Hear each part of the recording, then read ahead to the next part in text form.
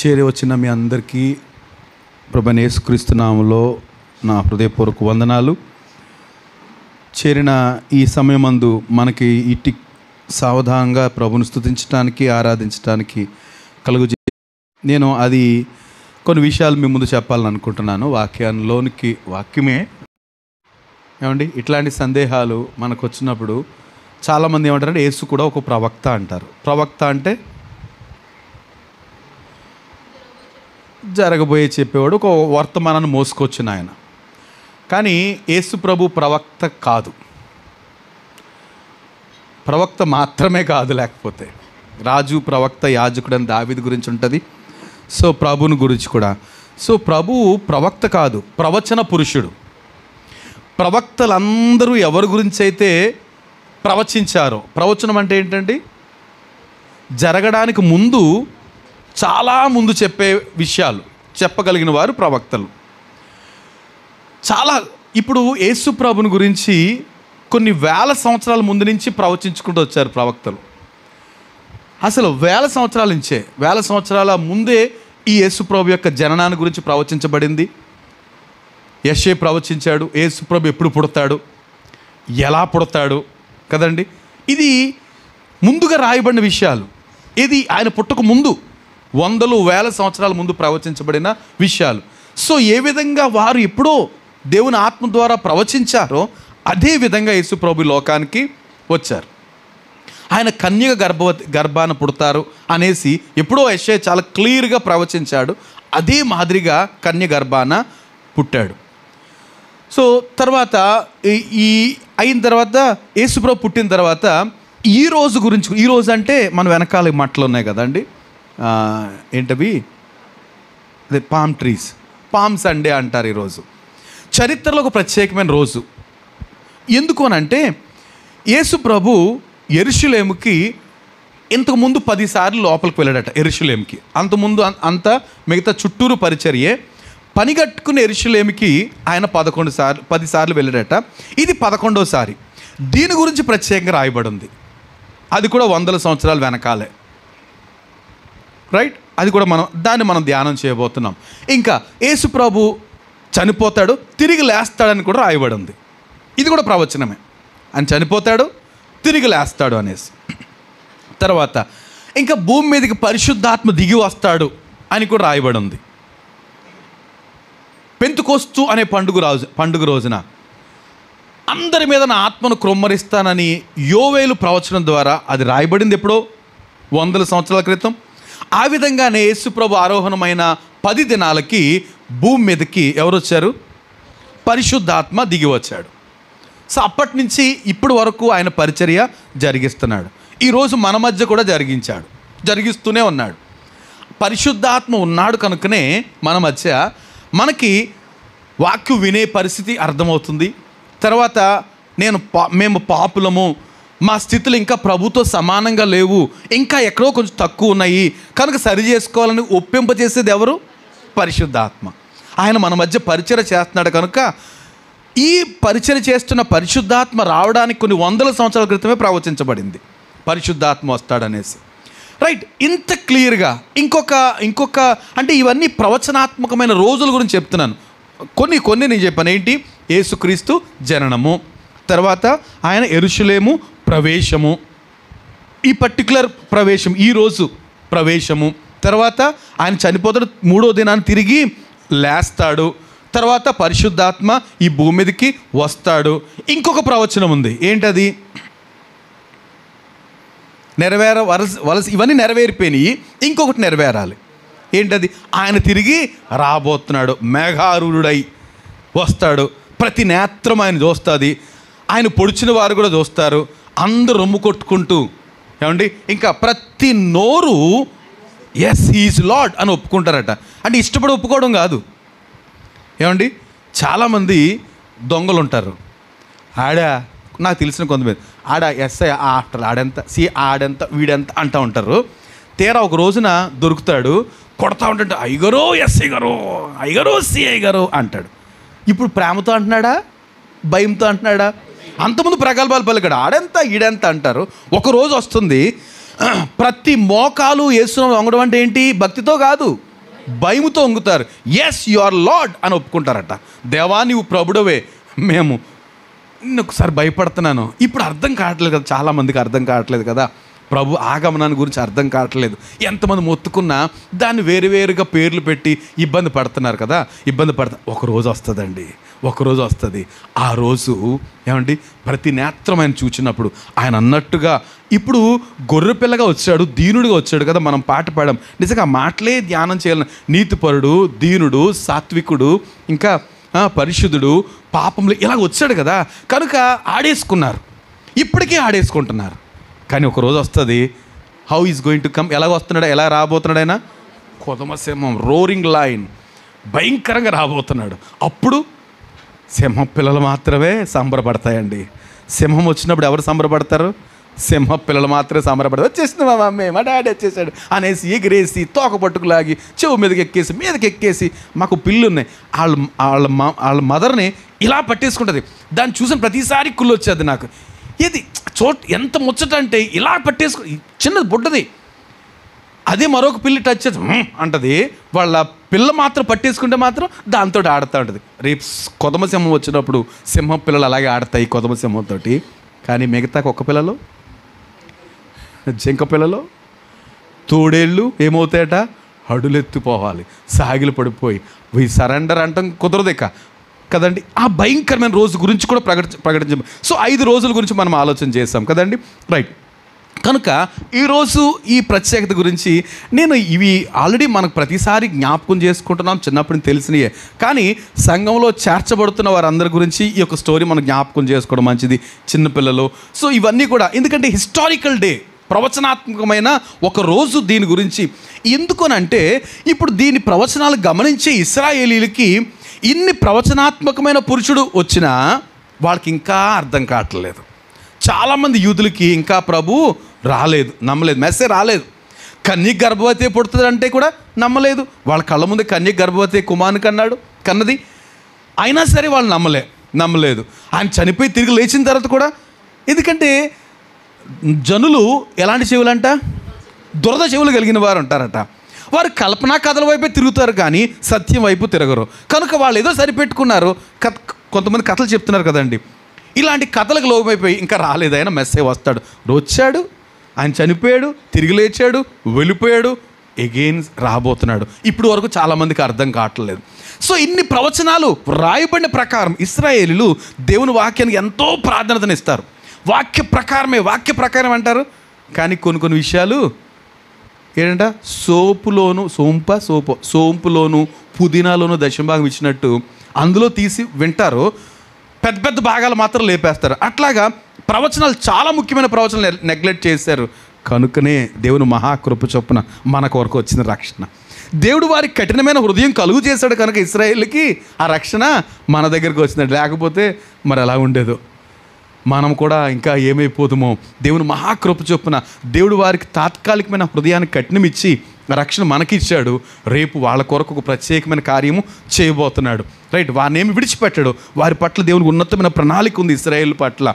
అయితే మనల్ని కూడా ఆ ఇశ్రాయేల్లో అబ్రహాము సంతానంగా మనల్ని చేశాడు, రైట్. ఎందుకు ఈ మాట చెప్తున్నానంటే ఇశ్రాయేలుకి మరొకసారి కన్ఫర్మేషన్ కొరకు ఏమండి జకర్యా గ్రంథం ఒకసారి చూద్దాం. 9వ అధ్యాయము ఈ రోజు గురించి పర్టికులర్గా ఇప్పుడు చాలా కాలం, సుమారు 500 సంవత్సరాల వెనకాల ప్రవక్త అయిన జకర్యా ప్రవచిస్తున్న మాటలు ఏంటంట. 9వ అధ్యాయము 9వ వచనం మనం చదివితే, సియోను నివాసులారా బహుగా సంతోషించండి, యెరూషలేము నివాసులారా ఉల్లాసంగా ఉండండి. నీ రాజు నీతిపరుడును రక్షణ గలవాడును దీనుడునై గాడిద పిల్లను ఎక్కి నీ యొద్దకు వచ్చుచున్నాడు. దేవునికి స్తోత్రం. మరొకసారి హల్లెలూయా, రైట్. ఏంటంటే ఇప్పుడు నేను చెప్పే మాట, ఈ విషయం ఎప్పుడు జరిగిందో కూడా మీకు చూపెడతా. ఎప్పుడో చాలా 100 సంవత్సరాలు, 500 సంవత్సరాలు వెనకాలంటే మనకు 500 సంవత్సరాలు వెనక్కి ఎవరు గుర్తుంటారమ్మా? ఇప్పుడు మీ నాన్నగారు ఉన్నారు, నాన్నగారు వాళ్ళ అమ్మ నాన్న మన ముందున్నారు, అమ్మమ్మ తాతయ్యలు, నాన్నగారు ఉన్నారు. వాళ్ళ అమ్మ నాన్న మనకు తెలుసా? ఎవరు? నాయనమ్మ తాతయ్యలు అమ్మ నాన్న మనకు తెలుసా? తెలియదు. మాకు నాయనమ్మ తాతయ్య తెలుసు, వాళ్ళ అమ్మ నాన్న మాకేం తెలుసు? మా అమ్మ తెలిసి ఉంటుంది. వాళ్ళ అమ్మ నాన్న 500 సంవత్సరాలు, మనకి 500 సంవత్సరాలు వెనకాలనుకుంటే ఏమి శూన్యం. ఈ పని జరగటానికి ముందు 500 సంవత్సరాల కంటే ముందు ఒక ప్రవక్త చెప్తున్నాడు, సియోను కుమార్తె చెప్పండి, యెరూషలేము నివాసులు చెప్పండి, సంతోషంగా ఉండండి, ఎందుకంటే నీ రాజు ఏటంట, నీ రాజు నీతిపరుడు, నీ రాజు నీతిపరుడు, రక్షణ కలవాడును, దీనున్నై గాడిద పిల్లను ఎక్కి నీ ఎద్దకు వస్తున్నాడు. రాజు ఏమండి, మాటలేమో భయంకరంగా ఉన్నాయి, రాజు. కానీ రాజుకున్న ప్రత్యేకత ఏంటంట, దేని మీద వస్తాడట? రాజు ఎలా రావాలి అసలు లెక్క ప్రకారం? గుర్రం మీద రావాలి. కానీ ఈ రాజు ఎక్కడ వస్తాడంట? గాడిద మీద ఎక్కుతాడు. గాడిద పిల్ల మీద ఎక్కి వస్తాడంటే ఇది ఒక ప్రవచనం. గుర్తుంటుంది అందరికీ, మర్చిపోతారు దీన్ని. ఎందుకు మర్చిపోతారు? ఇప్పుడు అలెగ్జాండర్ ఉన్నాడు, దేని మీద తిరుగుంటాడు? గుర్రమే కదండి. మహా గొప్ప వాళ్ళు అందరూ గుర్రాల మీద తిరిగారు. గుర్రాలు లేవంటారు అప్పుడు? ఎందుకు లేవు? కానీ ఆయన దేన్ని చూస్ చేసుకున్నాడట? గాడిద మీద ఎక్కువస్తాడంటే అందరు గుర్తుండాలి లెక్క ప్రకారం. అదే ఒక రోజు వచ్చింది. ఇప్పుడు యేసు ప్రభు వచ్చిన తర్వాత నేను ఒక భాగాన్ని చదువుతున్నాను. ఈ మనం చదువుతున్న భాగాలు 4 సువార్తలోనూ ఉంటాయి. మత్తయి సువార్త 21 అధ్యాయంలోను, మార్కు సువార్త 11 అధ్యాయంలోను, లూకా సువార్త 19 అధ్యాయంలోను, యోహాను సువార్త 12 అధ్యాయంలో. ఈ 4 సువార్తలు కొన్ని ముఖ్యమైన విషయాలు 4 సువార్తలు రాసిన ఈ సువార్తికులు దాన్ని కోట్ చేశారు. అయితే మనం ధ్యానం కొరకు, మనకి ఈరోజు టాపిక్ కొన్ని విషయాలు టచ్ చేయడం కొరకు లూకా సువార్తని నేను ఎంచుకుంటున్నా. లూకా సువార్తలో ఏం జరిగిందో ఈ చక్కగా 19 అధ్యాయంలో చాలా వివరంగా రాయబడి ఉన్నాయండి. ఎక్కడి నుంచి? లూకా సువార్త 19 అధ్యాయము 28 నుంచి ఏం జరిగిందో నేను చదువుతాను. ఇది జరిగిన విషయం. ముందు చదివిన మాట ఏంటది? నేను చదివింది ఏంటి? ప్రవచనం. ఈ విషయం జరగటానికి 500 సంవత్సరాల ముందు జరిగిన విషయం. ఒక ప్రవక్త ప్రవచిస్తున్నాడు, వస్తాడు నీ రాజు, నీతిపరుడు, సాత్వికుడు, దీనుడు. ఎలా వస్తాడంటే ఆయన గాడిద పిల్లని ఎక్కువ వస్తాడని ఎప్పుడో ప్రవచనము. సో వింటున్నారు, చూస్తున్నారు, ఆ మాటలు చదువుతున్నారు, యెషయా గ్రంథం చదువుతున్నప్పుడల్లా ఇది ఏంటబ్బా అనుకుంటున్నారు. కానీ ఒకరోజు ఏం జరిగిందంట, యేసు చదువుతున్నాను ఆ మాటలు 28 నుంచి. యేసు ఈ మాటలు చెప్పి యెరూషలేమునకు వెళ్ళవాలని ముందు సాగిపోయాను. ఆయన ఒలీవ కొండ దగ్గరనున్న బేత్పగే బేతనియా అను గ్రామముల సమీపమునకు వచ్చినప్పుడు తన శిష్యులు 2 పిలిచి, బాబు మీరు ఎదురుగున్న గ్రామం దగ్గరికి వెళ్ళండి. ఆ గ్రామానికి వెళ్ళి అందులో మీరు ప్రవేశింపగానే ఆ గ్రామంలోకి వెళ్ళగానే ఒక గాడిద పిల్ల కట్టేసి ఉంటారు. ఏమన్నాడు ఆయన? ఒక గాడిద పిల్ల కట్టేసి ఉంటాయి. మీరు ఏం చేస్తారంటే దాన్ని విప్పి తీసుకొచ్చేయండి. అప్పుడు ఏమంటారు? ఎవరిదో గాడిద పిల్ల కట్టేసి ఉన్నాయి, దాన్ని విప్పి తీసుకొచ్చేస్తాను ఏమంటారు? ఎవరు మీరు అని అంటారు వాళ్ళు. అంటే ఏం చెప్పాలంటే అప్పుడు ఇది ప్రభువు కావాలని చెప్పండి అంటే వీళ్ళు భయపడి ఉంటారు. ఏమంటారు వాళ్ళు? ఎందుకంటే అప్పుడు చాలా భయంగానే ఉండేదండి క్రైస్తవ్యము. అప్పుడేంటి ఇప్పుడేంటి? ఎప్పుడు భయంగానే ఉంది. దేవునికి స్తోత్రం. భయంగానే జరుగుతుంది, అంత విస్తరణ జరుగుతుంది. దేవునికి మహిమ కలుగును గాక. ఏమండి, లోకమంతా ఏమీ మనకి రెడ్ కార్పెట్ వేయటలే. అప్పటి నుంచి ఇప్పటి వరకు కూడా కనిపిస్తే కాల్చివేతే. కానీ ప్రభు ఎక్కడ ఆగిపోయిందా? చాలామంది అనుకున్నారు పలనవాళ్ళు లేపేద్దాం అనుకున్నారు. ఆ లేపిన ప్రదేశాలు ఎంతమంది పుడతారట? ఒకడు ఎంతమంది అవుతాడట? 1000 మంది అవుతాడు. దేవుని మహిమ కలుగును గాక. రైట్. సో వీళ్ళు భయపడుతూ ఉండుంటారు. అలాగే వెళ్ళారండి. వెళ్ళి విప్పుతున్నారు. నేనైతే అలాగే విప్పుతాను. ఇది కాదు, ఈయన గొర్రె పిల్ల కూడా ఉన్నట్టు, ఎక్కడ గాడిద పిల్ల ఉన్నట్టు తెలియదు మనకి. వీళ్ళు బంధువులు అనే సంగతి కూడా మనకు తెలియదు. బంధువులే ఏం కాదు, వెళ్ళమన్నాడు, కట్టుంది గాడిద పిల్ల. సరే విప్పుతుంటే అన్నట్టుగానే అక్కడ ఎవరో మాట్లాడుకున్నారు. ఎవరో మీరు అన్నారు. ఎవరో ఎందుకు విప్పుతున్నారు? ఇది ప్రభు కావాలి అన్నాడు. వాళ్ళు ఏమన్నారు? సరే దేవుని స్తోత్రం. నేను అంటాను, ఆయన అనుకోలే కానీ ఏమండి, ఐ వాంట్ దిస్ అంటే సగౌరవంగా, ముఖ్యమంత్రి కాదు, ప్రధానమంత్రి కాదు, గొప్పలు సైతము సాగిలపడి ఆయనకి ఇచ్చేయాల్సిందే ఏం కావాలో అనేసి. నేను ఎందుకంటానంటే ఒకసారి యేసుప్రభుని పట్టుకున్నారు గెత్సెమనే తోటలో. మనము బహుశా రేపు శుక్రవారం ఈ మాటలని ధ్యానం చేయబోతున్నాం. సందర్భంగా చెప్తున్నా మనం. Okay right. ఆ రోజు యోధ మనుషులందరూ ఎవరిని ఆర్మీని అందరూ తీసుకొచ్చి సైనికులను తీసుకొచ్చేసి ఈయనేనండి అన్నాడు. యేసుప్రభు పట్టించాడు. వాళ్ళ సందేహం ఈయన కాదా అనేసి. వీళ్ళు ఇంకా వెతుకుతున్నారంట. నమ్మకం కుదరట్లేదు. మీరు ఎవరిని వెతుకుతున్నారు అన్నాడు ప్రభు. నజరేయుడైన యేసుని వెతుకుతున్నాం అన్నారు. నేనే అన్నాడు ప్రభు. ఏమైందంటే అప్పుడు ఒక్కసారిగా పడ్డారట. అది ఏంటిది? పట్టుకుంటే ఎవరిని పట్టుకోవడానికి వచ్చారు?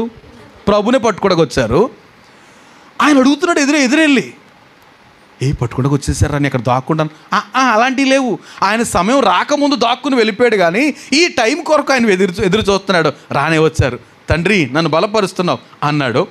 కనుక వాళ్ళు వచ్చి యోధా కూడా ఉన్నాడు. యోధాన్ని నమ్మడానికి కూడా వాళ్ళ ధైర్యం సరిపోవట్లేదు. వీడు ఎవరిని పట్టించేస్తాడో తెలీదు. ఖతర్నాకు ఆ నమ్మినోడే మోసం చేశాడు. గమనించండి, నమ్మినోడే మోసం చేశాడు, మనల్ని మోసం చేయకుండా ఉంటాడు వీడు అనుకున్నారు యోధా గురించి. కనుక వాళ్ళు ఎదుగుతున్నారు. నువ్వా అంటే మీరు ఎవరు వెతుకుతున్నారు అన్నాడు ప్రభు. ఆ మాట చదువుతారా? ఎక్కడ? యోహాను సువార్త 18:6. త్వరగా 18:6 ఒక్క మాట చదివిదాలి. అంతకుముందు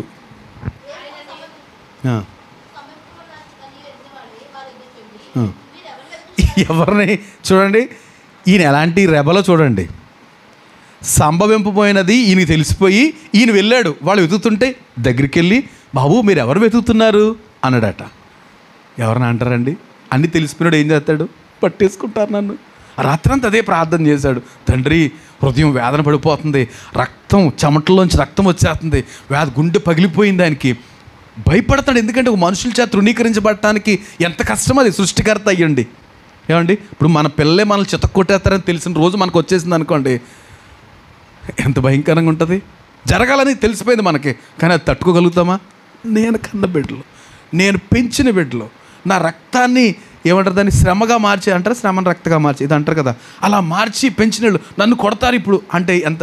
ఆఫ్టర్ ఆల్ మనకు ఒక కుటుంబం, లోకమంతటి సృష్టించినోడు ఇప్పుడు మనుషుల చేత హింసం పడుతున్నప్పుడు ఎంత నలిగిపోయాడో తెలిసిపోయి వాళ్ళ దగ్గరికి ఈయనే ఫర్ క్లియరెన్స్, వాళ్ళకి పెద్ద ఇబ్బంది కడగకుండా వెతకపోయి తీగ దారికి ఇది అంటారు కదా, ఆ కాలికి అడ్డుపడ్డట్టు ఈయన వెళ్ళి, బాబు మీరు ఎవరు వెతుకుతున్నారు?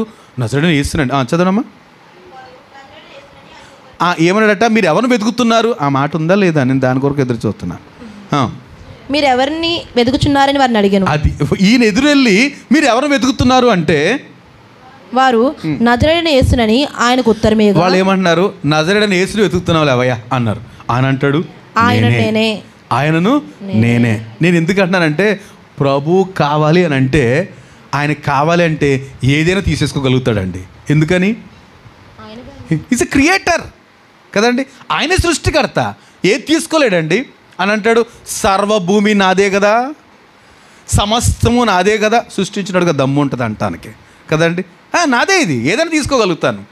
కానీ ఏమి ఇచ్చాడు? స్వేచ్ఛని ఇచ్చాడు. సో అంటాడు కదా, ఎవరు నేనే అంటే, నేను అనగానే ఒక్కసారండి వాళ్ళు వెనకకు తగ్గి ఇంకో దిక్కున పడిపోయారండి, వెనక పడిపోయారు, నేల మీద పడిరి.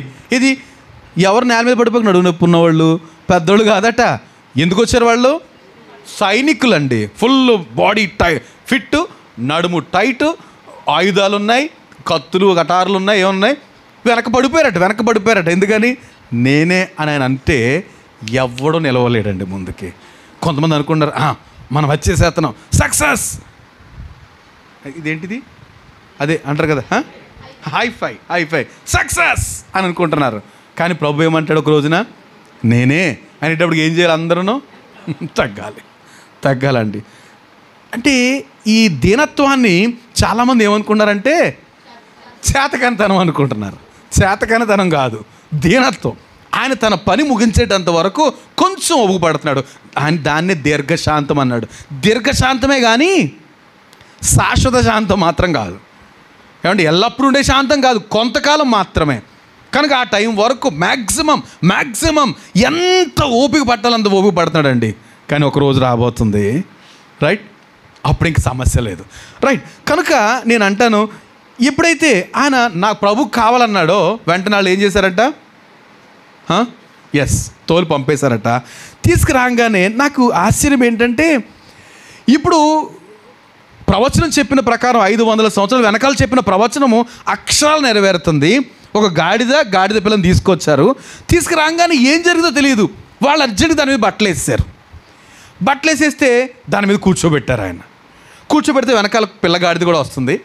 గాడిద పిల్ల. దేవునికి స్తోత్రం.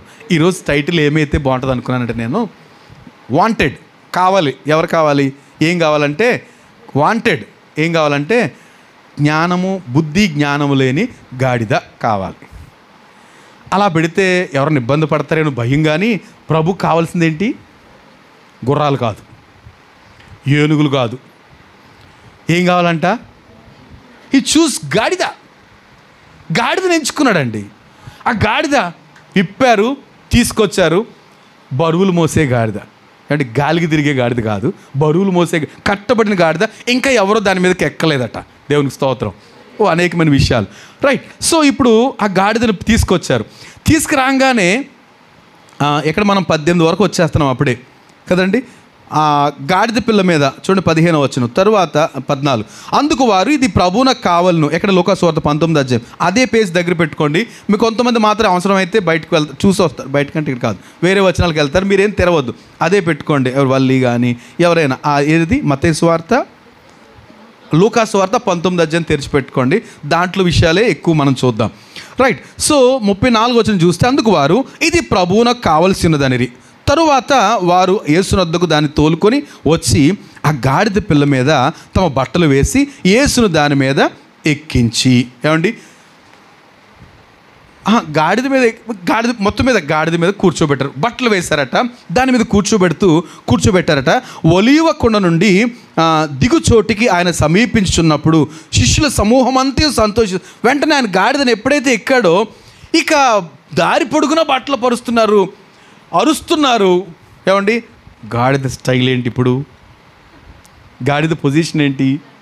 యాక్చువల్గా గాడిదని బరువులు మోయడానికి, ఏమండి ఎక్కువ బట్టలు ఉతికేవాళ్ళు మనకు తెలిసిన కదండి. ఆ బట్టలు దాని మీద వేసి రేవు దగ్గర తీసుకెళ్ళి ఉతికిన తర్వాత మళ్ళీ దాని మీద వేస్తే తీసుకొచ్చి ఇంటికి అప్పగించి ఇట్లాంటి పనులు. ఇక ఏమైనా బరువు లాంగ్ జర్నీ చేసేవాళ్ళు అప్పుడు గాడిదలు, కంచెర గాడిదలు ఇవి. ఏమండి ఇలాంటి గాడిదలు. ఇంకా వాక్యం చూడండి 32వ కీర్తన 9వ వచనం కూడా.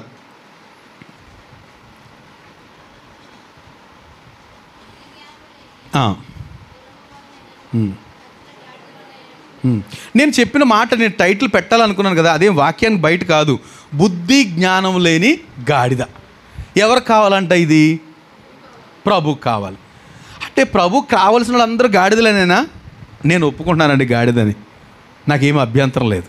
ఎందుకంటే ఇంకా మనకి 1 కొరింథీ పత్రిక అనుకుంటా కదా, 1 కొరింథీ పత్రిక 1వ అధ్యాయం చివరి భాగం ఉంటుంది కదా. ఆయన ఎవరిని ఎన్నుకున్నాడట? చదవండి తల్లి. 1 కొరింథియన్స్ 1st చాప్టర్. ఎస్ సహోదరులారా, 26 నుంచి చదువుతున్నాను. సహోదరులారా, మిమ్మల్ని పిలిచిన పిలుపును చూడుడి. మీలో లోకరీతిని జ్ఞానులైనను గనులైనను గొప్ప వంశము వారైనను అనేకులు పిలువబడలేదు. ఏమండి కన్ఫామా? జ్ఞానులు పిలవలేదు, గొప్ప వంశం వారిని పిలవలేదు, ఇంకా గనులను పిలవలేదు. కానీ ఏ శరీరియు దేవుని ఎదుట కాలరెత్తకున్నట్లు, అంతే కదా, అతిశయించినట్లు. అంటే ఏ శరీరం దేవుని ఎదుట అతిశయింపకున్నట్లు జ్ఞానులను సిగ్గుపరచడానికి లోకంలో నుండి వెర్రి వారిని దేవుడు ఏర్పరచుకున్నాడు. దేవునికి స్తోత్రం. ఎందుకంటే సువార్త ప్రకటన అను వెర్రితనం చేత దేవుడు మనల్ని రక్షించాడు. లోకానికి ఎలా ఉంటుంది ఇది? పిచ్చోళ్ళండి. మనం కొన్ని పర్టికులర్ పండగలకే కూర్చోబెట్టి జనాలు చెప్తే మనకి బోరు కొట్టేస్తుంది, వాళ్ళకి బోరు కొట్టేది. కొంతమంది అనుకుంటున్నారు వీళ్ళేంటి ప్రతిరోజు ప్రతి ఆదివారం ఇలా కూర్చుంటారు, గంటల తరబడి మాట్లాడుకుంటారు, ఏంటిది? సో ఇదేంటంటే ఇది సువార్త ప్రకటన. లోకులు అనుకున్నట్టు సువార్త ప్రకటన అను వెర్రితనం వాళ్ళకి, మనకేమో దేవుని శక్తి అయిపోయిందట. మీరు ఒప్పుకుంటారో లేదో కానీ ఆదివారం చర్చికి వచ్చి ఏమండి వాక్యము ఆరాధన సమృద్ధిగా ప్రభుని స్తుతించి వెళ్ళిన ఆ వారము ఎలా ఫీల్ అవుతామో, ఏదో పని వల్ల లేకపోతే బలహీనత వల్ల లేకపోతే మరి ఇంకే దానివల్ల చర్చికి లేకుండా గడిపిన వారం ఏమవుతాం? మీరు పచ్చిగా ఒకళ్ళిద్దరు మాట్లాడండి, ఏమనుకోకుండా ఫెయిర్గా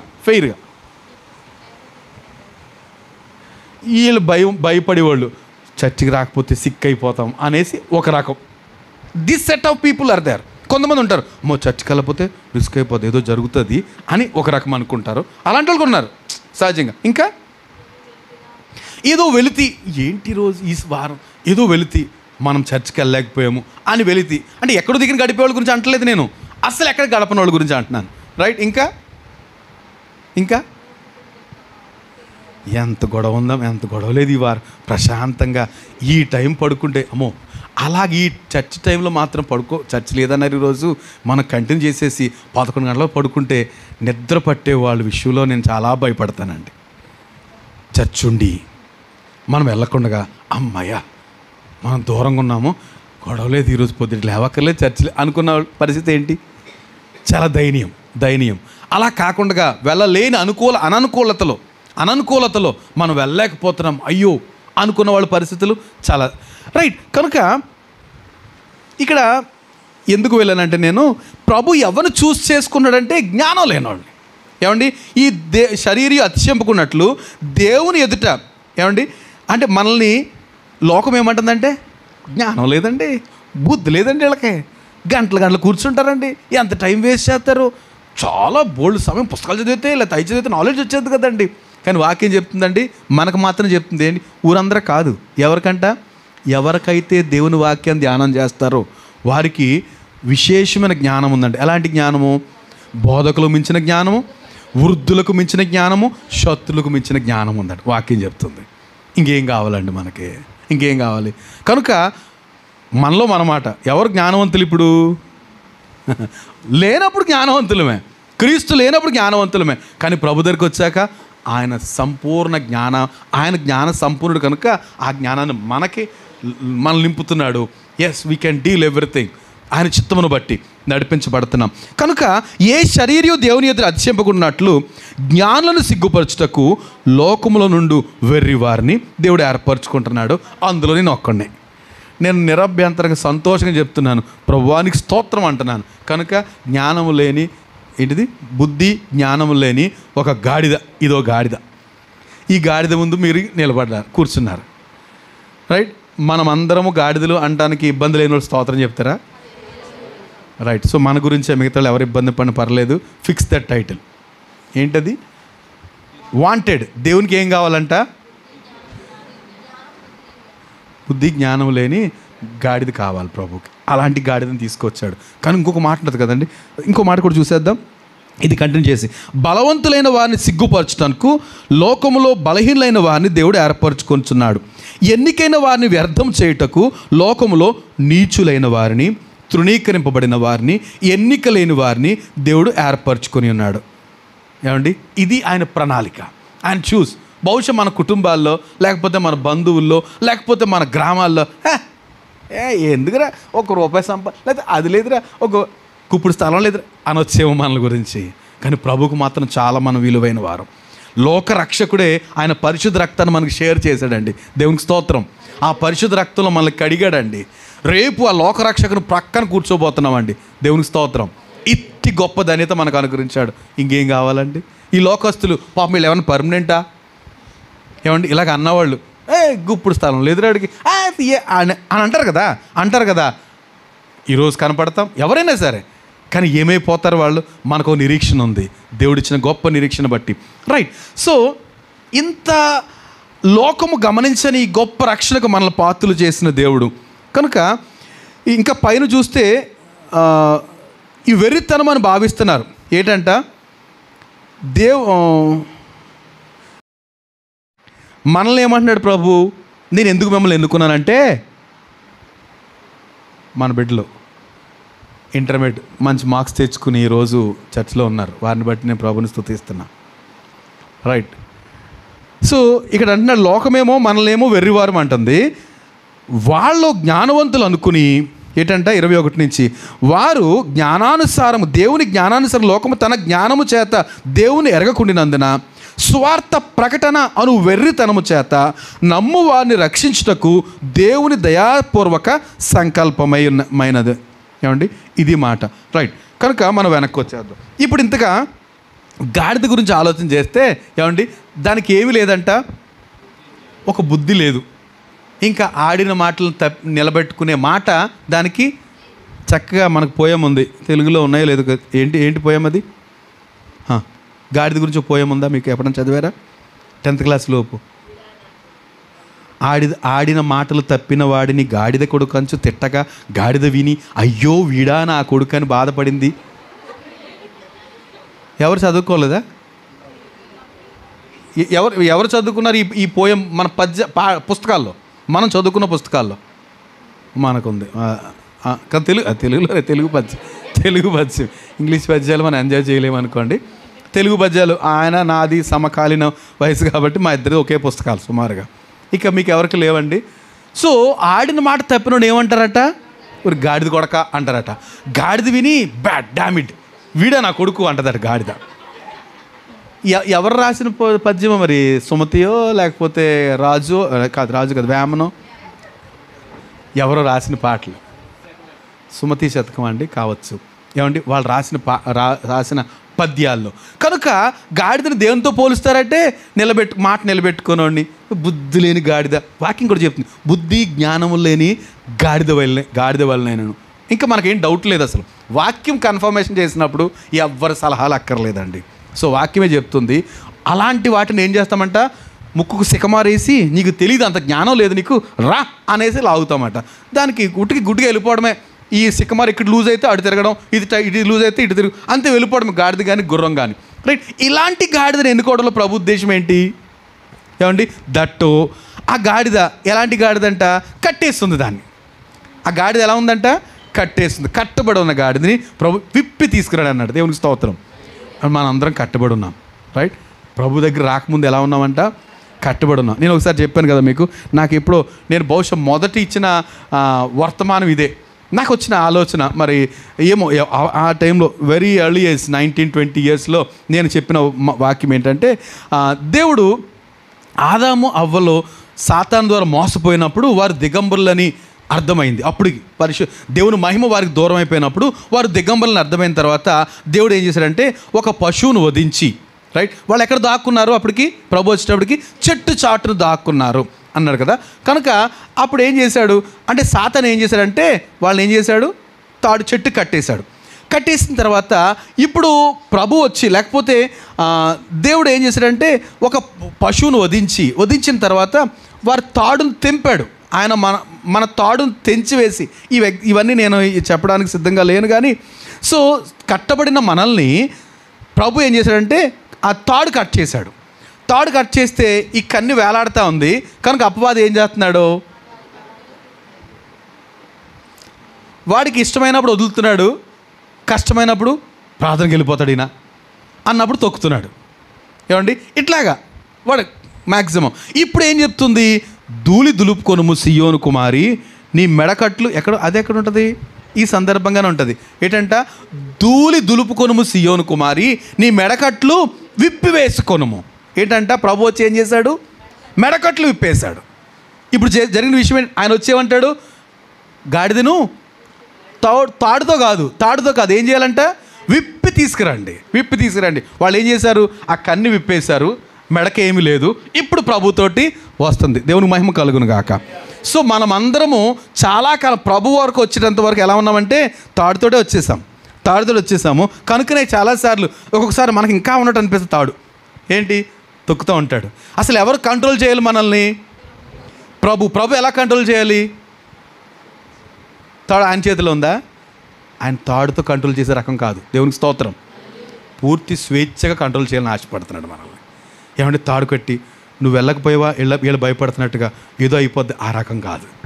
దేవునికి స్తోత్రం. ఆయన ప్రేమ అంత ఉన్నతమైందండి. మనం చర్చికి వచ్చినా రాకపోయినా దేవుడు ప్రేమిస్తూనే ఉంటాడు. ఇలాగన్న దోమ గురించి సరిగ్గా అలవాటు అయిపోయింది. కారులో ఎక్కడైనా దోమ కనబడితే అదొక పెద్ద పిశాచిలా తయారవుతుంది మనకి దోమలు కదండి. ఏంటంట ప్రభు ప్రేమ ఎలాంటిదంటే, మీరు చర్చికి వచ్చినా రాకపోయినా ప్రేమిస్తాడు. ప్రార్థన చేయకపోయినా భద్రత ఇస్తాను ఉంటాడు. ఆయన అంత మనం ఎందుకంటే మనం ఊహించలేము. ఎందుకంటే మనదంతా సంకుచితం హృదయాలు కదా. మన మాట వింటే ఐ లవ్ యూ అంటాం, వినకపోతే గంటేస్తాం. అది మన నేచర్. దేవుని కూడా అలాగే ఊహిస్తాం. కానీ ఆయన ఉన్నతమైన ప్రేమ. దేవునికి స్తోత్రం. మరొకసారి అందరూ హల్లెలూయా. అంత ప్రేమమయుడు ఆయన. కనుక ఆయన ఉన్నతమైన ప్రేమలో మనము ఉప్పొంగిపోవాలి, సంతోషించాలి. సో ఈ ప్రభు మన స్వేచ్ఛగా మనం లోబడాలని కోరుతున్నాడు. కనుక ఆయన మాట వినడం, ఎవరో తాడు పెట్టుకుని లాగితే కదండి. చాలామంది గేదెలు, పశువులు, ఆవులకి డిసిప్లిన్ నేర్పించేద్దాం అనుకుంటారు. ఏయ్ అన్నప్పుడు తిరిగిపోతాయి. ఎందుకు? అని 2 సార్లు అని అది తిరగపోతే చెత్త కింద కొట్టడం అనుకోండి 2-3 సార్లు. రెండోసారి ఖచ్చితంగా అమ్మో లేకపోతే వాయించేస్తాడు అనేసి వచ్చేస్తాయి కదా. కానీ ప్రభు ప్రేమ అలాంటిది కాదు. ఆయన అంటాడు కదా, ఒక మాట తిరిగితే మంచిది కదా, మీకు ధన్యులు అవుతారు. పోనీ చెప్పినప్పుడు తిరగలేదనుకోండి, మనకు నష్టమా దేవునికి నష్టమా? అది కదా ప్రాబ్లం. ఆయన బాధ అంతా అదే, మీరు నష్టపోతారు, ఆయనకు నష్టమేం లేదు, మనం నష్టపోతామనే బాధ. రైట్, ఇట్టి స్వేచ్ఛ వాతావరణాన్ని ప్రభు మనకి ఇవ్వాలని ఆయన ప్రేమించి ఏం చేశాడంటే మెడగట్లు విప్పేశాడు, విప్పి తీసుకొచ్చాడు. ఇప్పుడు అంతవరకు వేరే వేరే పనులు చేసిన ఆ తల్లి గాడిద పిల్ల, ఇప్పుడు అంతవరకు ఏ నరుడు ఎక్కని గాడిద పిల్ల మీద ప్రభు కూర్చున్నాడు. కూర్చుంటే ఆవిడ కాలు ఎక్కడ పెడుతుందండి? కాలు ఎక్కడ పెడుతుంది? కింద కాదు, ఎక్కడ? బట్టల మీద, ఖర్జూర మట్టల మీద. ఏమంటే కింద పెట్టడానికి ఛాన్సే లేదు. ఎవరు పెడతారు అలాగ అంత అబ్బురంగా కాలు కింద పెట్టనివ్వకుండా? పరుపు అంటారు కదా, రెడ్ కార్పెట్ మీద ఎవరు పెడతారు? విఐపీస్ కదండి, విఐపీస్. ఇప్పుడు ఎవరు విఐపి? గాడిద. అసలు అర్థం వేరు, కానీ గాడిద అడుగు పెట్టేది ఎక్కడ అనుకుంటుంది. ఏం ఘనత నాకు! మా వాడు అసలు నన్ను ఎందుకు పెంచుతున్నాడంటే మా అమ్మని అలాగే వాడేసుకున్నాడు, పెంచి ఇప్పుడు నన్ను ఎదిగే కొరకు చూస్తున్నాడు. ఎదంగానే బరువైన కాడి మోపేస్తాడు నా మీద. కానీ ఇప్పుడు నేను ఎక్కడ మోపుతున్నాను? కాలు కింద పెట్టే ప్రసక్తి లేదు. దేవునికి మహిమ కలుగును గాక. ప్రభు మాటకు తీసుకొచ్చబడిన రాబడిన గాడిద ఇప్పుడు ప్రభు ఆశీర్వాదం ఉండగా అడుగు ఎక్కడ పెడుతుందట? అడుగు ఎక్కడ పెడుతుంది? పానుపుల మీద పెడుతుందండి, పువ్వుల మీద పెడుతుందండి, ఖర్జూర మట్టల మీద పెడుతుందండి. అద్భుతమైన వారి బట్టలు పరిచేశారట, దాని మీద నడుస్తూ వెళ్తుంటే ఏమి ఘనత! ఎవరికి? గాడిదకి ఘనత, అంతే కదండి. ఆయన అడుగు పెడుతుంటే ఆ గాడిద మీద కూర్చున్నాడు ఆయన, కనుక జాగ్రత్త తీసుకెళ్తుంది. దేవునికి మహిమ కలుగును గాక. మనం గాడిదలమే, ఏమండి, బుద్ధి జ్ఞానం లేని గాడిదలమే. కానీ ప్రభు దగ్గరికి వచ్చాము, ఇప్పుడు మనల్ని ఎలా చేశాడట? ఘనతకు పాత్రలుగా చేశాడు కదండి, ఘనతకు పాత్రలుగా చేశాడు. గమనించాలి, ఒకవేళ ఆ గాడిదే కనుక ప్రభు దిగిపోతే నేను చెప్పలేను దాని పరిస్థితి ఏంటో. కానీ నిరంతరం ప్రభుని అనాలి, ప్రభు దిక్కండి, నా మీదే ఉండండి. ఎంత ఘనత! చాలా జాగ్రత్తగా మిమ్మల్ని తీసుకెళ్తాను. ఏ గోడకి ఆన్ చేయను. ఎవరిని ఆన్ చేసింది? గాడిద ఒకసారి బిలామును ఆన్ చేసింది. ఎందుకని? ఆయన మీద, దేవుని మీద తిరుగుబాటు చేసినందుకు బిలాము గోడ పక్క నుంచి వెళ్ళింది గాడిద. ఈయన గాడిద మీద కూర్చున్నాడు. గోడకి ఏమి విధంగా చెయ్యి, కాలు మొత్తం కొట్టుకుపోయింది. అలా చెయ్యను అంటది గాడిద. అయ్యా మీరు నా దగ్గర ఉండండి, జాగ్రత్త తీసుకెళ్తాను. మీకు ఘనత, మిమ్మల్ని భరించినందుకు నాకు ఘనత. ఈరోజు మన అందరి ఘనత అదేనండి. ఈరోజు మనం అందరం కూడా ఆయన మన మీద స్వారీ చేయాలని, మన మీద ఉండాలని ఆశపడుతున్నాం. సో గొప్ప ఘనతకు ప్రభు మనల్ని పాత్రలు చేశాడు. రైట్, గాడిదని తీసుకొచ్చారు. మళ్ళీ వచ్చేద్దాం మన పాయింట్లోకి. లూకాసు వార్త 21వ అధ్యాయం, 19వ అధ్యాయం, సారీ.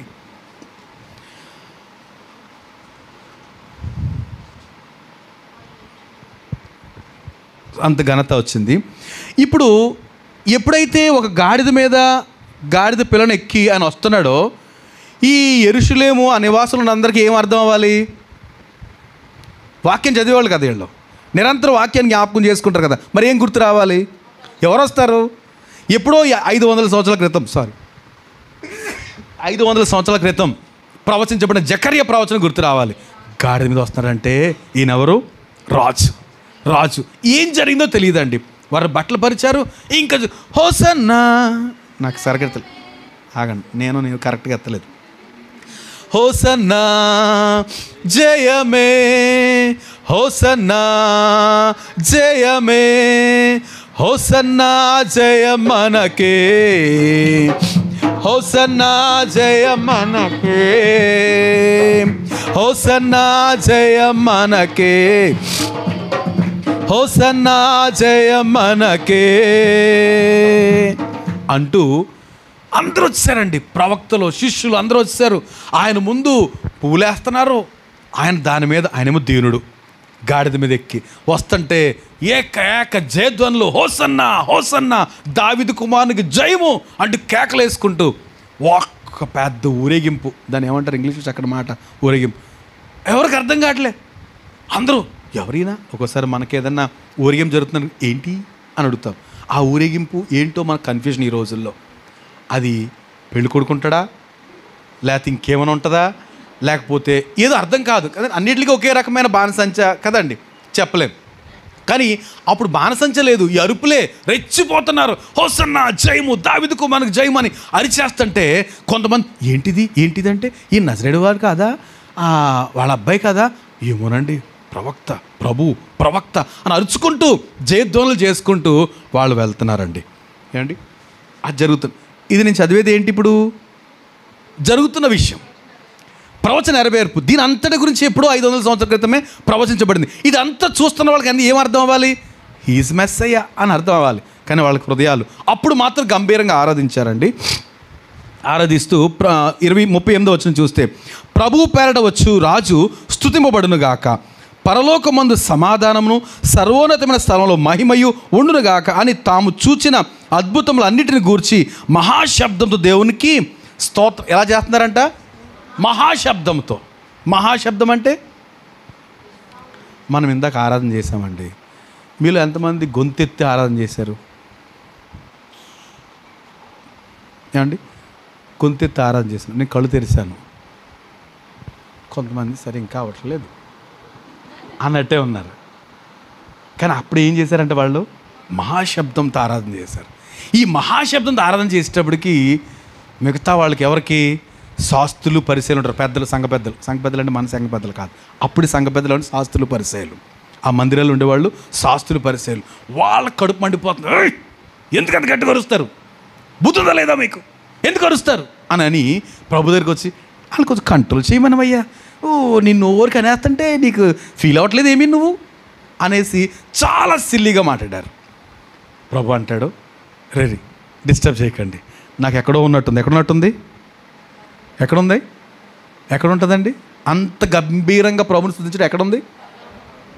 పలానా అక్కడ మీటింగ్స్లో ఉందని అనుకోవచ్చు. కానీ అసలు మూలం ఎక్కడుందట? యెషయా గ్రంథం 6వ అధ్యాయంలో ఉంది. 6వ అధ్యాయంలో యెషయాకి దర్శనం కలిగింది. ఏంటంట, ఒకరోజు దర్శనం, పరలోకాన్ని చూశాడు. ఆ పరలోక సీను యెషయా దేవుని ముందు ఉంచాడు. ఏం జరుగుతుందంట, ఈయన బయట నుంచి చూస్తున్నాడు, లేకపోతే లోపల కూర్చున్నాడేమో, చూస్తుంటే ఒక అద్భుతమైన సింహాసనం ఉందట. అసలు దాన్ని ఊహించడానికే కుదరదు. ఏమంటే ఉన్నతమైన సింహాసనం మీద ప్రభు ఆసనుడై ఉన్నాడట. ఆయన అంగీలు, చొక్కా అంచులు ఒక రకంగా అద్భుతంగా, అయితే దూతలు ఎగురుతున్నారు. ఆ సర్వలోకనాథుడు పరిశుద్ధుడు పరిశుద్ధుడు పరిశుద్ధుడు, సర్వలోకము ఆయన మహిమతో నిండి ఉందని వాళ్ళు గాన ప్రతిగానాలు అంటే పాటలే పాడుతున్నారు. గాన ప్రతిగానాలు అంటే అంతే కదా, పాటలే పాడుతున్నారు. పాటలు నిర్లక్ష్యం చేయొద్దు. ఏమండి, ఇప్పుడు స్టీఫెన్ అన్నాడు అనుకోండి, పాటలు అయిపోయి వచ్చాడు ఆయన, రైట్. కానీ పాటలు ఎందుకు పాడతాం? చాలామంది అంటారు ఇంకా రాలేదు కదా అందరూ పాటలు అలాగే మనం అనుకుంటే ఇప్పటివరకు పాట పాడాలి ఆయన లెక్క ప్రకారం. కీర్తన ధ్యానం 9:30 వరకు పాటలు పాడాలి. ఇప్పుడు 8:15 స్టార్ట్ చేసి, మరి ఎప్పుడు వాక్యము, ఎప్పుడు ముగింపు అంటే పాటలు ఎందుకంట? అందరూ వచ్చే వరకు కాదు. నిజంగానే అలాగ అనుకుంటే నేను ఎప్పుడో 8:30కో 8:45కో మొదలు పెట్టాలి. మేము మాత్రమే కొంతమంది ఉంటున్నాం, అయినప్పటికీ క్రమమే కదా అనేసి. కానీ వాళ్ళు గాన ప్రతిగానాలు చేస్తుంటే పరలోకపు గడప పునాదులు ఏమవుతున్నాయంట, అంత గంభీరంగా. సో అత్యున్నత సింహాసనం కూర్చున్నాడు ఏమవుతున్నాడు, ఏంటి గోల అంటాడా, ఆయన ఘనతకు పాత్రుడు, అంత ఘనతకు పాత్రుడు కనుక ఎస్ అని అంటాడు ప్రభు. సో యేసు ప్రభు అక్కడ ఉన్నాడు కనుక ఇప్పుడు ఆయన గుర్తొచ్చి ఎంతకాలమైందో ఇట్లాంటి సుమధుర స్వరాలతో ప్రభుని గణపరిచే ఎంత మాధుర్యంగా ఉంది అని ఈయనేమో ఆనందపడిపోతుంటే వీళ్ళొచ్చి, వింటున్నావా ఏంటి గోల అంటున్నారు. ప్రభు అంటాడు అక్కడ ఒక మాట, ఏమండి వాళ్ళు అరుస్తుంటే చదువుదాం ఆ మాట. ఏమంటారు చూడండి, రైట్. ఆ సమూహములో ఉన్న కొందరు పరిసయ్యులు, బోధకుడా నీ శిష్యులు గద్దించు, అరిచేస్తున్నారు వీళ్ళందరూ కూడా. ఎంతమంది ఉన్నారో తెలియదా, గద్దించు కొంచెం, ఇంత గొడవ ఏంటి అంటే ఆయన అంటాడు కదా, ఏమంటాడండి, మీరు ఊరకుండిన ఎడల ఈ రాళ్ళు కేకలు వేయను. దేవునికి స్తోత్రం. అంటే ఒకటి కన్ఫర్మ్ ఏంటి చెప్పండి,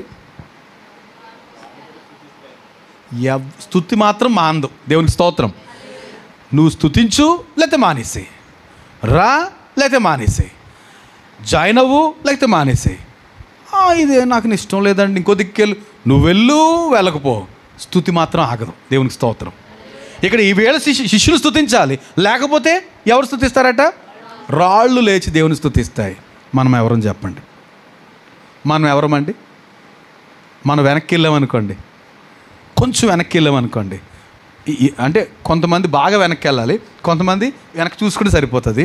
వన్స్ అపాన్ ఏ టైం ఏంటంట? ఎవరండి మనం? అదే పరిస్థితి.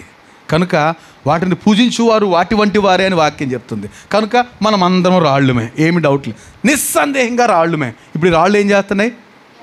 హోసన్నా జయమే, హోసన్నా జయమే, హోసన్నా జయ మనకే, హోసన్నా జయ మనకే, హోసన్నా జయ మనకే, హోసన్నా జయ మనకే. పాడాలని ఆశ ఉన్న మా ఇద్దరికేమో సరైన గొంతు రాదండి. పాడగలిగిన వాళ్ళేమో మీరు పాడలేదండి. అంటే కైక్ మనం అది నోటు రావట్లేదు మాకు, కరెక్ట్ నోటు. నిజంగా అదే ప్రాబ్లం నాది. సో నాది, దేనా, హేమలత మిస్, మేము పాడాలనుకుంటాం, కరెక్ట్ నోట్ రాదు, తెలియదు. మేము ఎక్కడైనా కోచింగ్కి వెళ్ళాలి, ఎప్పుడైనా దేవుని చిత్తం అయితే వెళ్తాం ఖచ్చితంగా. రైట్. కనుక అంత గంభీరంగా ప్రభుని స్తుతిస్తున్నారు. వీళ్ళు అంటారు, కొంచెం డిస్టర్బ్ చేస్తున్నారయ్యా, కొంచెం ఆగమని అంటే, నువ్వు మౌనంగా ఉంటే ఉండు, వీళ్ళు మా సైలెంట్ చేసి చెయ్యి. రాళ్ళు ప్రభుని స్తుతిస్తాయి. ఆ రాళ్ళు ఈరోజు ప్రభుని ఇంతవరకు స్తుతించాయి. సో దేవుని వాక్యం జరిగిన ఇన్సిడెంట్. తర్వాత కొంచెం కిందకు వచ్చారు, సమయం అయిపోతుంది. రైట్. ఇంకొంచెం కిందకు వస్తే 41వ వచనం. ఆయన అలాగ అనుకుంటూ ఎక్కడికి వచ్చాడట? యెరూషలేము పట్టణానికి వచ్చాడు. ఎక్కడి నుంచి? బేత్నియా నుంచి ఊరేగించుకుంటూ యెరూషలేము పట్టణం వచ్చేసింది. ఊరేగింపు ఎక్కడికి వచ్చిందండి? యెరూషలేము పట్టణానికి వచ్చింది. పట్టణానికి వచ్చేటప్పటికి ఆయన పట్టణమునకు సమీపించినప్పుడు దాన్ని చూచి దాని విషయమై ఏడ్చి, ఏంటంట, ఇంత జాలీగా ఇంత హ్యాపీగా జయధ్వనుల మధ్య వస్తున్న ప్రభు ఆ యెరూషలేము పట్టణాన్ని చూసి ఏం చేశాడట? ఈ వెప్ట్, ఏడ్చాడు ప్రభు. ఏడ్చాడట అండి. ఎందుకు ఏడ్చాడు? ఏమండి ఎందుకు ఏడ్చాడు? నన్ను గంటేశారు వీళ్ళు, నన్ను ఉండనివ్వట్లేదు. అలా కాదట, చక్కటి మాట ఉంది అక్కడ. నీవును ఈ నీ దినమందైనను సమాధాన సంబంధమైన సంగతులు తెలుసుకునేలా నీకెంతో మేలు, కానీ ఇప్పుడు అవి నీ కన్నులకు మరుగు చేయబడినవి. ప్రభువు నిన్ను దర్శించిన కాలము నీవు ఎరుగకుంటివి కనుక నీ శత్రువులు నిన్ను చుట్టూ గట్టుకట్టి ముట్టడి వేసి అన్ని ప్రక్కల నిన్ను అరికట్టి నీలో ఉన్న నీ పిల్లలతో కూడా నిన్ను నేల కలిపి నీలో రాతి మీద రాయి నిలిచి ఉండని అని దినములు వచ్చుచున్నవి. ప్రభుకి ఏం కనపడుతుంది? యెరూషలేము చూస్తుంటే దాని అంతం కనపడుతుందండి. నా మాట అర్థమవుతుందండి? యెరూషలేము చూడంగానే ప్రభుకి ఏం కనపడుతుంది? దాని అంతం ఏం జరగబోతుంది రాబోయే దినాల్లో ఏం జరగబోతుందో యెరూషలేము కనపడుతుంది. కానీ ప్రభు ఉన్నప్పుడు యెరూషలేము ఎలా ఉంది? ఇప్పుడు ఆయన వెళ్ళేటప్పుడు యెరూషలేము ఎలా ఉంది? పాడుపడిపోయి ఏం లేదు, చాలా చక్కగా ఉంది, సుందరంగా ఉంది, ఏమంటే చాలా బాగుంది. కానీ ఇప్పుడు చూసేటప్పటికి ఎలా ఉందట? సొలొమోను కట్టించిన మందిరం కాదు అది, హేరోదు కట్టించిన మందిరం. అది కూల్చేశారు, నెబుకద్నెజరు కూల్చేశాడు కదా, తర్వాత హేరోదు కట్టించాడు. సో ఈ మందిరం సుందరంగానే ఉంది, కానీ ప్రభుకి ఏం కనపడుతుందంటే దాని భౌతవ్యం కనపడుతుంది. కనుక ఆయన ఏం చెప్తున్నాడంట? అయ్యో ఏడుస్తుంటే ఏమండి మనకి అర్థం కాదు చాలాసార్లు. మనల్ని చూసి ఏమంటాడు చెప్పండి? ప్రభు మనల్ని చూసి ఏమనుకుంటాడు? నేనా సక్సెస్, బాగానే ఎస్కేప్ అయిపోయాను, చాలా తెలివైనడు రా నువ్వు అనుకుంటామన్నా మనం ఒకసారి కదా. కొన్ని పనులు చేసి చాలా బాగా మేనేజ్ చేసాం, చాలామందిని మెస్మరైజింగ్ చేసేస్తున్నాం అనుకుంటాం. కానీ ప్రభు మనల్ని చూసి ఏం చేస్తాడంట? ఈ వెప్ట్, ఏడుస్తాడండి. నవ్వుకుంటాడని నేను అనలేకపోతున్నాను, ఆయన దుఃఖపడతాడు. ఎందుకని? మన మీద ఏముంది? ఆయనకి ప్రేమ ఉంది. ఆయన పరిశుద్ధ రక్తాన్ని ధారపోసాడు. ఆ రక్తాన్ని మనం ఏం చేసాము? ఆశ్రయించాం. ఆల్రెడీ రక్తంతో కడగబడినా చాలాసార్లు మనల్ని చూసి ఏడ్చే పరిస్థితి ప్రభుకు ఉంటుంది. ఎన్నిసార్లు ఏడిపించాలండి ప్రభుని? ఏమండి ఎన్నిసార్లు ఏడిపించాలి ప్రభుని? ఆలోచించండి. మనం ప్రతిసారి అంటే ఆయనకి ఇష్టం లేని ప్రతిసారి నేను అనుకుంటాను, నేనైతే చితక్కొట్టేదని అనుకుంటాను. కానీ ఆయన స్టైల్ అది కాదు. ఆయన ఇంకా దీనుడిగా ఉన్నాడు కాబట్టి చితక్కొట్టే కర్రలు తీయట్లేదు. ఏం చేస్తున్నాడు కదండి? ఆయన లోబడనలోని ప్రజల వైపు వారి గురించి ఇంకొక మాట ఉంటుంది, చాటున ఏడుస్తున్నాడట. ఏం చేస్తున్నాడట? ఏడ్చినంత మాత్రం చేతకానుడు కాదండి. ఎందుకని? ఆయన ప్రేమ మనల్ని ఏం చేస్తుందని తొందర పెడుతుంది. మనం అనుకుంటాం ఎంత తెలివైనోడో నేను తెలుసా, అమ్మో నేను ఏదైనా చేశానంటే ఎవరికి కనపడదు. లైక్ పిల్లి కదండి, చాలాసార్లు పిల్లే అనుకుంటుంది. పిల్లి మేనేజ్ చేస్తున్నానండి, ఎవ్వరు కనుచూపు మేరలో ఏం కనపడదు, ఆ డేక్ష తప్ప. ఈలో పడిపోతాయి వీపు మీద. ప్రభుకి అది కనపడిపోతుంది. నువ్వు పిల్లిలాగా అనుకుంటున్నావు, లోపలే ఏం కనపడదు. కొట్టేస్తున్నారు కదా నిన్ను, రేపు అవమానించబడతావు. ఏమని చూడండి, ఆ మాట ఏంటంట, కనుక శత్రువులు నీ చుట్టూ గట్టు కట్టి ఏం చేస్తారంట, ఫస్ట్ పగడబంది గట్టు కడతారట. శత్రువుని చుట్టూ గట్టు కట్టి ఏమండి ముట్టడి వేసి అన్ని ప్రక్కలని అరికట్టి, ఒక్క చోటు కూడా ఇవ్వరట, అన్ని ప్రక్కలు అరికడతారు. అరికట్టి నీలో ఉన్న నీ పిల్లలతో కూడా నిన్ను నేల కలిపి. ఇదంతా బాధ కలుగుతుంది ప్రభువుకి. కానీ యెరూషలేము ఏమనుకుంటుందంటే, బాగున్నాం కదా, సుందరంగా కట్టబడ్డాం, ఈ రాజు కాకపోతే ఇంకొకటి ఎవడో కడతాడు మమ్మల్ని అనుకుంటుంది. కానీ ప్రభు ఉద్దేశం ఏంటంటే, ఈ నీ దినం ఏంటది, గత సంవత్సరం అని ఇదే మాట నీ దినం గురించి ధ్యానం చేసాం. ఈరోజు ఏంటంట, దిస్ ఈజ్ అవర్ డే. ఈరోజు ఏంటంటే ఇది మన రోజు. రేపు ఎవరి రోజు మనకు తెలీదమ్మా, తెలుసా? తెలిస్తే మనం అందరూ దేవుళ్ళు అయిపోతాం కదా. ఎవ్వరికి తెలియదు, ఆయనకి తప్ప. అందుకంటాడు ఈ నీ దినం, దిస్ ఈజ్ యువర్ డే, ఇదే ఈరోజు.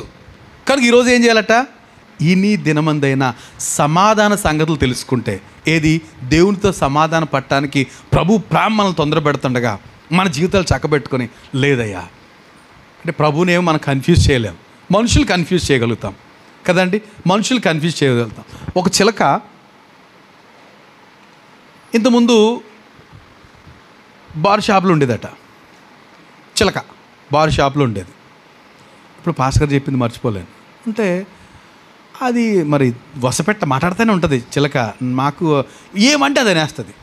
కనుక వాళ్ళు కొంతమందికి షాప్ వాళ్ళతోటి రిలేషన్స్ ఉంటాయి.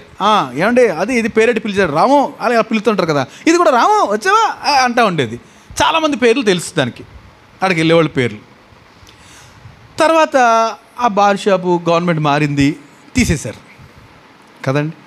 కొన్ని బ్రాందీ షాపులు, రోడ్డు పక్కన బ్రాందీ షాపులు గవర్నమెంట్ మారినప్పుడు తీసేశారు, మళ్ళీ ప్రత్యక్షం అయిపోయినాయి. ఈ 5 సంవత్సరాల కాలంలో ఎన్నో మార్పులు, మళ్ళీ కొత్త మార్పులు, ఇవన్నీ మామూలే ప్రజాస్వామ్యంలో.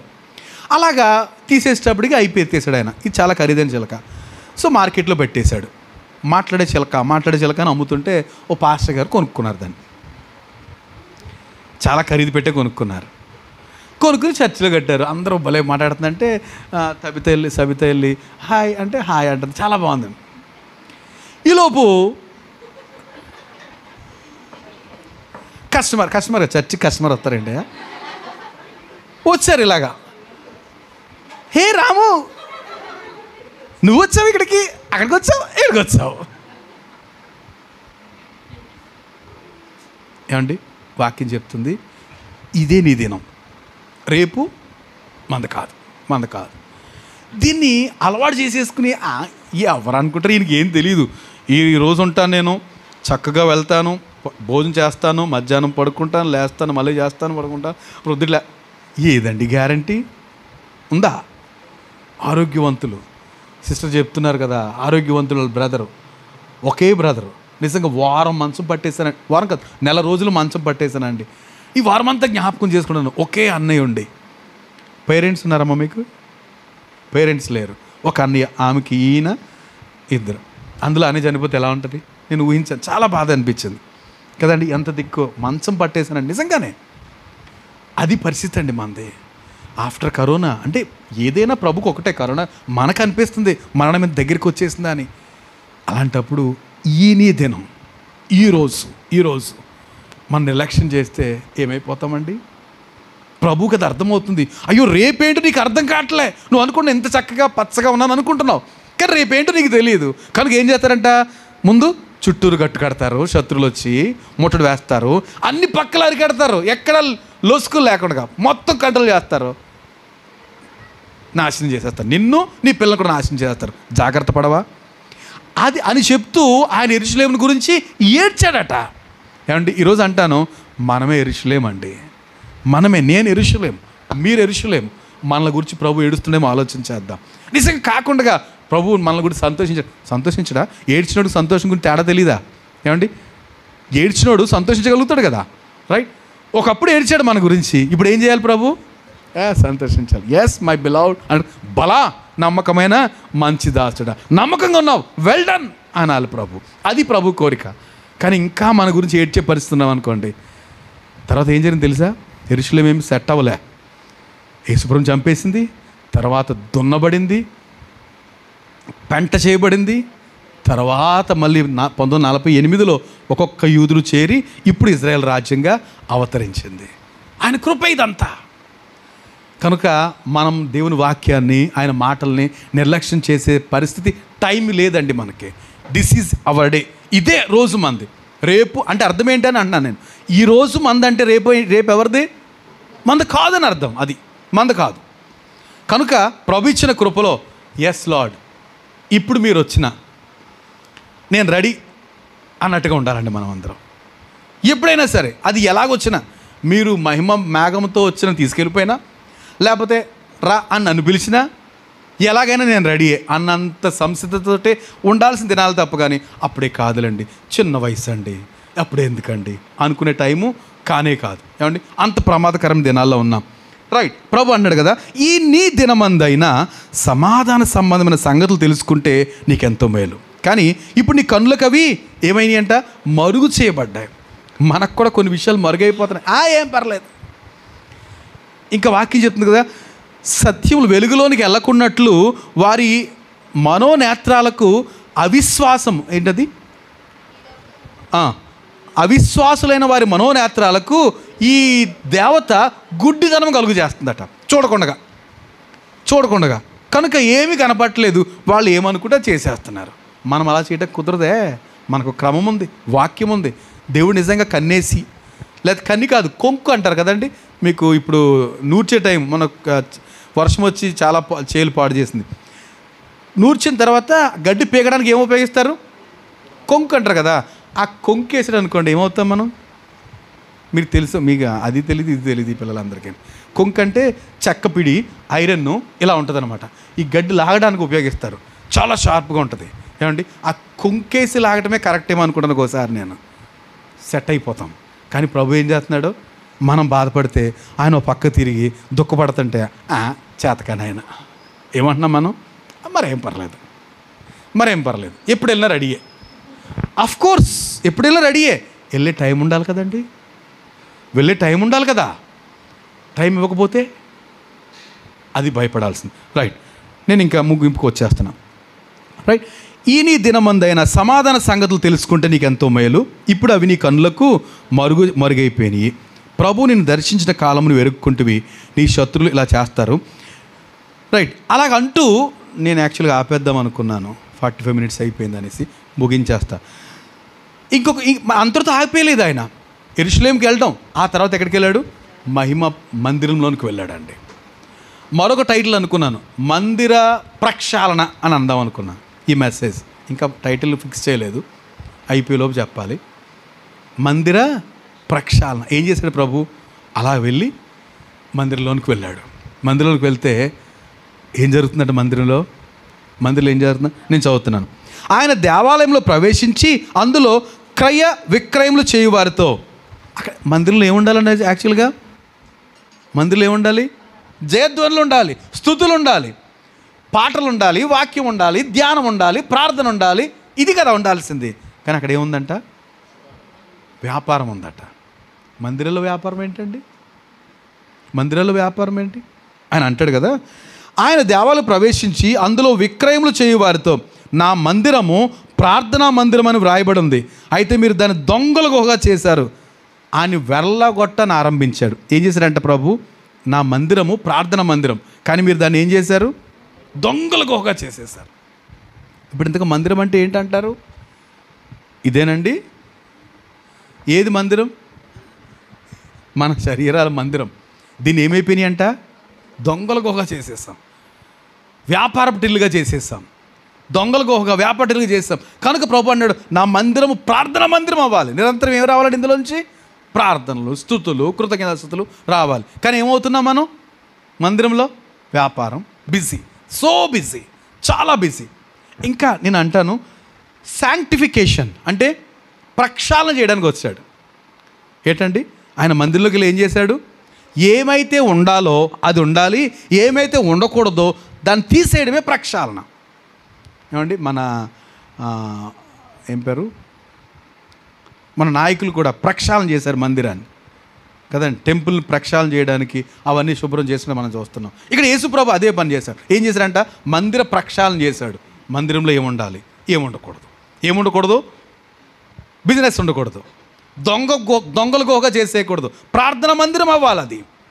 కనుక ప్రభువుకి ఉన్న భారం ఏంటంటే, ఏమండి, ఇదంతటికి మూలం ఏంటండి? అసలు మందిరం నాశనం అయిపోవడానికి, యెరూషలేము పట్టణం కూలిపోవడానికి, లేకపోతే బ్రతుకులు కూలిపోవడానికి గల కారణం ఏంటి చెప్పండి? ఒక కారణం చెప్పాలి. అన్నిటికీ ఒకే ఒక కారణం, పాపం కదండి. పాప ప్రక్షాళన చేయడానికి యేసుప్రభు ఈ లోకానికి వచ్చాడండి. ఎందుకంటే ఏమండి, వాక్యం చెప్తుంది, నీకు మేలు కలగకపోవడానికి ఏంటంటే కారణం పాపములే.